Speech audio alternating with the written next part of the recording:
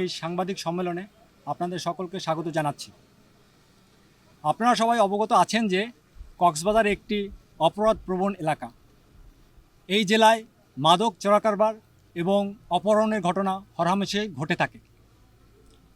আমরা তথ্যসূত্র মতে জানতে পেরেছি যে উক্ত জেলায় গত 3 মাসে আনুমানিক 40টির মতো অপহরণের ঘটনা ঘটেছে, আর মাদকের চোরাকারবারি তো নিয়মিত ঘটেই যাচ্ছে। আমরা আরও অ্যানালাইসিস করে যেটা দেখতে পেয়েছি যে এই যে অপহরণ ঘটনাগুলো ঘটছে, সেইটার ম্যাক্সিমাম অপহরণগুলো হচ্ছে কক্সবাজার জেলার উখিয়া এবং টেকনাফ উপজেলাতে।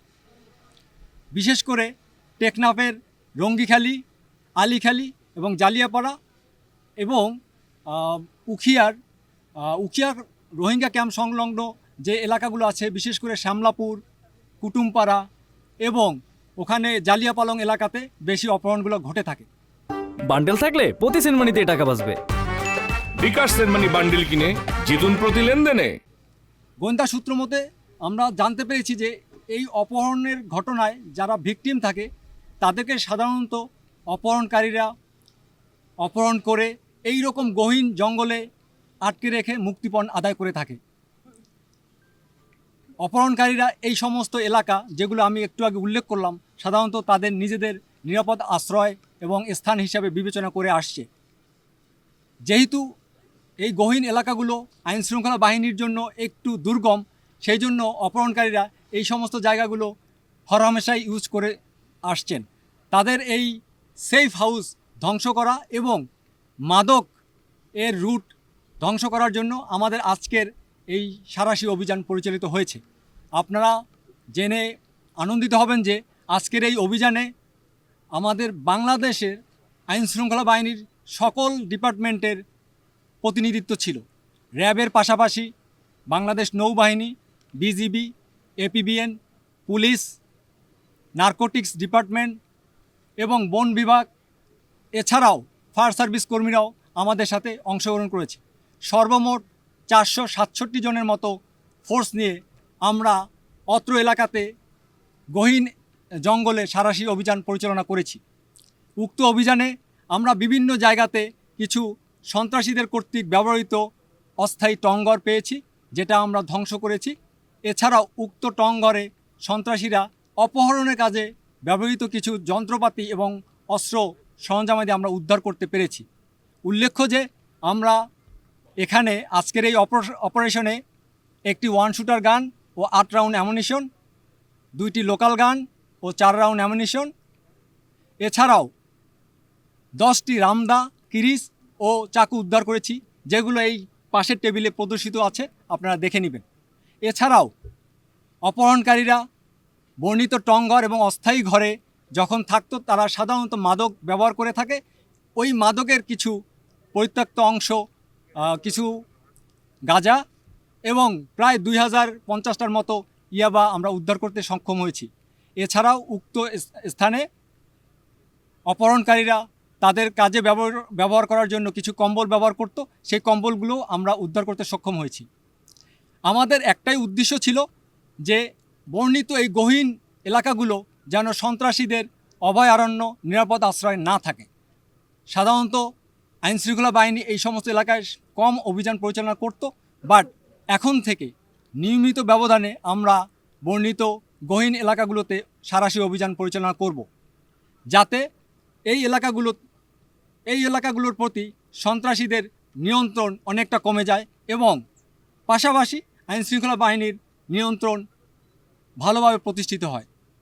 অবশ্যই এই ধরনের সাঁড়াশি অভিযানের মাধ্যমে সন্ত্রাসী এবং ডাকাতদের কাছে একটা মেসেজ যাচ্ছে, আপনারা জানেন।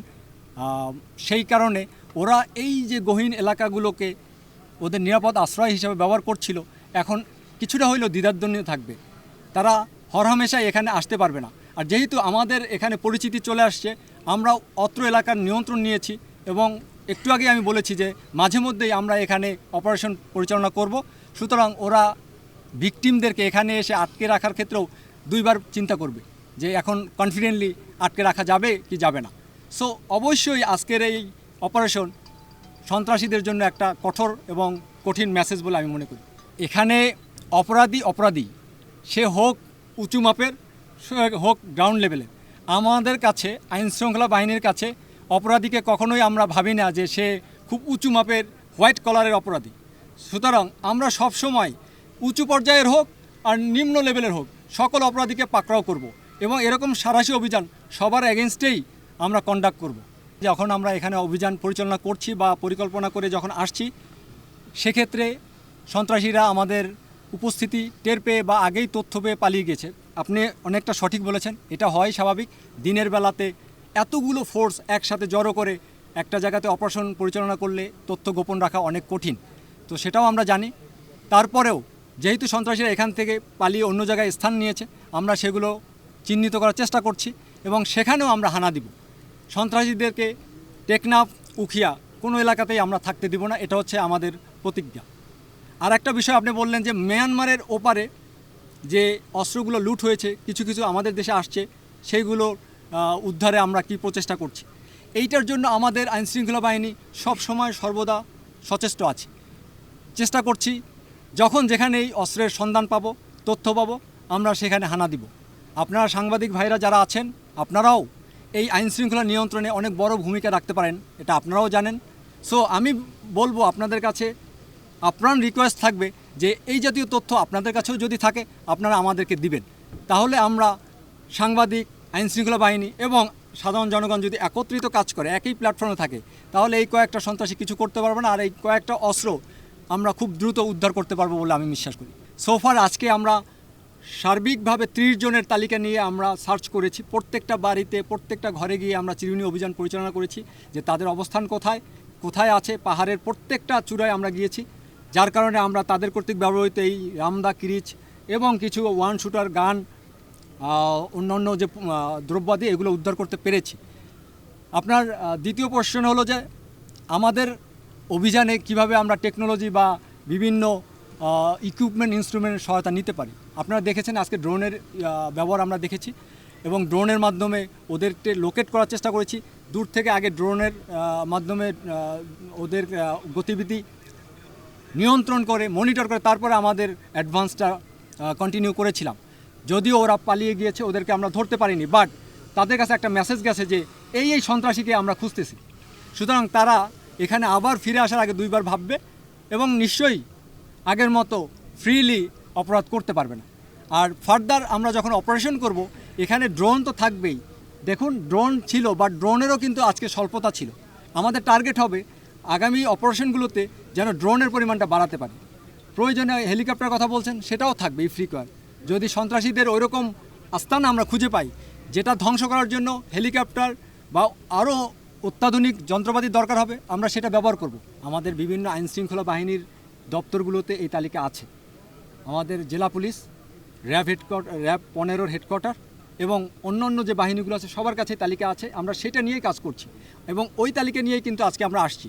আমাদের প্রত্যেকটা গ্রুপকে সেই তালিকা দেওয়াও আছে যে তারা সেই তালিকা মোতাবেক বিভিন্ন বাড়িতে যাবে, অ্যাড্রেস সহ দেওয়া আছে এবং সার্চ করবে, যদি পাওয়া যায় অ্যাপ্রিহেন্ড করবে। বাট আজকে কাউকে আমরা পাইনি। মেসেজ এটাই যে এরকম আমরা মাঝে মধ্যেই সাঁড়াশি অভিযান পরিচালনা করব, যেন সন্ত্রাসীদের মধ্যে আতঙ্ক থাকে যে না, যে কোনো সময় আইন প্রকারী সংস্থা চলে আসবে। এখন দূর থেকে সাপোর্ট দিচ্ছে, প্যাট্রোনাইজ করছে, তার কাছে যদি আপনি কোনো অস্ত্র না পান, কোনো মাদক দ্রব্য না পান, তাকে কিন্তু সহজে আপনি আটক করতে পারবেন না।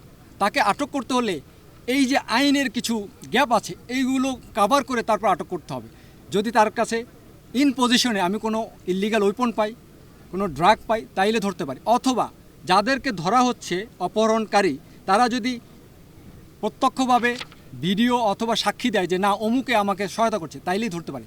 তো ওইটা চেষ্টা করা হচ্ছে। বাট সাধারণত যারা দূর থেকে কলকাঠি নাড়ে তাদেরকে খুঁজে পাওয়া যায় না, কারণ হচ্ছে তার পজিশনে কখনো সে ড্রাগ কিংবা অবৈধ অস্ত্র কিছুই রাখেন না, সে অন্যদেরকে দিয়ে কাজটা করান।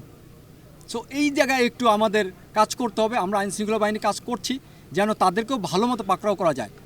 কিভাবে করা যায় সেটা নিয়ে আমরা কাজ করছি। আমাদের আইনশৃঙ্খলা বাহিনীর গত সপ্তাহে একটা মিটিং হয়েছে এবং ফ্রিকুয়েন্টলি মিটিং হবে। এই যে যারা হোয়াইট কলার আছেন, যাদেরকে আমরা সামনে থেকে দেখতে পাচ্ছি না, পিছনে বসে কলকাঠি নাড়ছেন, তাদেরকে কিভাবে পাকড়াও করা যায় ওই ব্যাপারে আমরা আমাদের পরিকল্পনা করছি। ধীরে ধীরে ওইটাও চলে আসবে, বাট এখন হয়তো আমি সবার সামনে ডিসক্লোজ করতে পারছি না।